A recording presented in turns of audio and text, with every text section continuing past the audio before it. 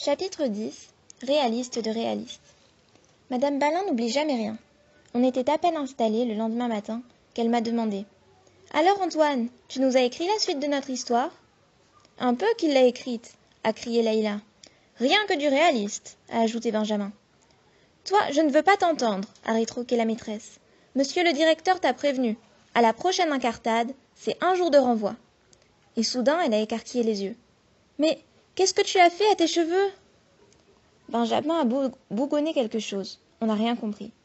Il ne devait pas avoir très envie d'expliquer devant toute la classe l'histoire du grand Pierre, de poulet déplumé et du poteau de torture, ni de raconter que sa mère avait voulu égaliser sa coiffure. Égaliser sa coiffure, ça voulait dire que maintenant, il n'avait plus beaucoup de cheveux sur les côtés non plus. Antoine, nous t'écoutons, a dit la maîtresse. Qu'est-ce que j'étais contente de m'être entraînée. J'ai toussé pour m'éclaircir la voix, et madame Balin a précisé.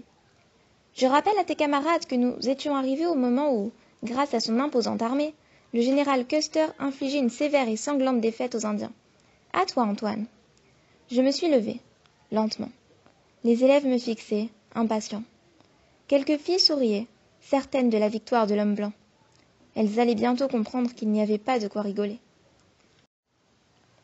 J'ai ouvert mon cahier, lentement aussi, et j'ai lu. La plaine immense et vraiment très grande était jonchée de cadavres.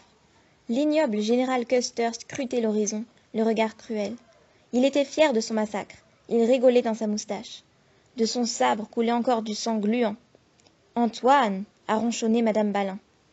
Custer était fier de sa victoire, mais, comme c'était un imbécile quand même, il n'avait pas vu, derrière une poubelle, 3 survivants, super courageux et très bien déguisés.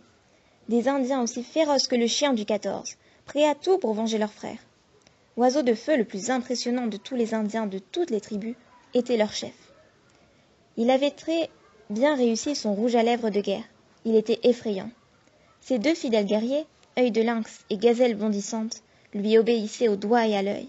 « Comment ça, t'étais le chef ?» a protesté Benjamin.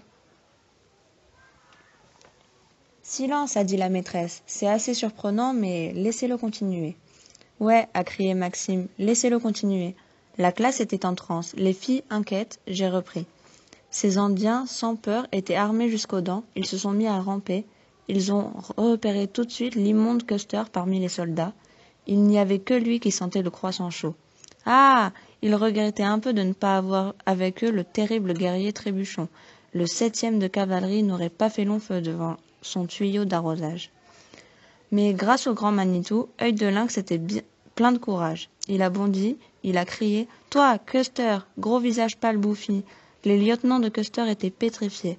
Un gros en tablier rose disait bêtement « Mais... » Un autre plus jeune, plus rapide, beaucoup plus dangereux pour nous les Indiens, s'était précipité sur eux. Mais au dernier moment, ce nul a glissé sur les dragibus. Oiseau de Feu et ses fidèles guerriers se sont enfuis en courant, pas trop vite. Mais ce n'était pas par peur. Oh là là, non, c'était une ruse de Sioux. « Au secours !» a crié Mathilde. « Bien vu, dans les dents !» a crié Maxime. « 100 lignes !» a hurlé la maîtresse. Custer était le plus mauvais des hommes blancs, ai-je continué, presque aussi mauvais que le grand Pierre du bâtiment B. Il a réagi le premier. Comme le lieutenant qui était par terre, tous les soldats du 7e de cavalerie et la grosse madame Lulu sont restés figés. Custer est parti à la poursuite des guerriers. Il a créé des mots bizarres dans une langue inconnue, une langue de visage pâle. Il avait du mal à les suivre. Oiseau de Feu était trop rapide. Il filait comme le vent. C'était à l'aise, le plus rapide des Indiens qu'on ait jamais vu dans la grande prairie. Comment ça, le plus rapide? Encore râlé Benjamin. Ce rat de Custer les a pourchassés bêtement dans la plaine, jusqu'à l'impasse du cinéma Miramar. Il était méchant, mais pas futé. Là seulement, il a compris qu'il était refait. Custer était énorme, d'une force surhumaine, mais ça ne lui servait à rien.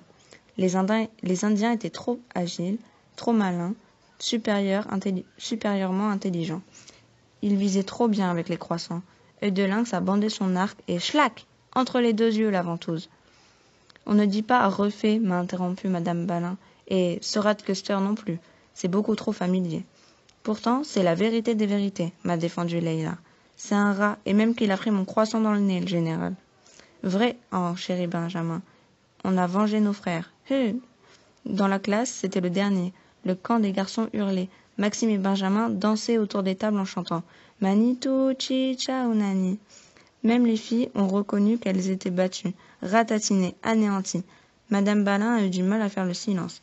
Puis elle m'a dit « Ce n'est pas mal, Antoine, je te donne un 6 sur 10. Ce n'est pas très réaliste, mais c'est assez vivant. J'étais content pour la note, mais pas très réaliste. Ma rédaction, je n'ai pas compris. Qu'est-ce qu'il lui fallait alors ?» J'aurais bien dit à Madame Balin d'aller demander au boulanger de la rue Serpent si elle n'était pas réaliste, notre attaque. Mais c'était risqué, et puis elle ne devait pas le connaître, car la maîtresse, ce n'est pas du tout le genre à manger des dragébus.